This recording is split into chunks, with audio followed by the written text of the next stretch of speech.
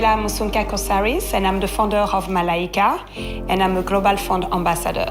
I was a tomboy growing up, so always jeans, t-shirt, and sneakers.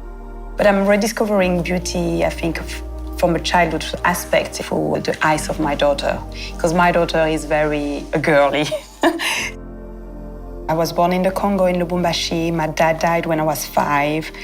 My mother didn't have any money to keep me, so she sent me away. I grew up from families and families in Europe. But the moment of my life that was been a big change and a big turning point was when I was 18 and I went to see back my mother after 13 years.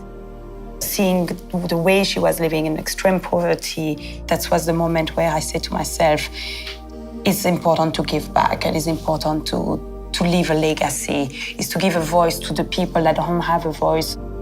It's very, very important that we have more women at every key role in the society. We want to create the next thinker, the next leader, the next shakers of the continent and of Congo.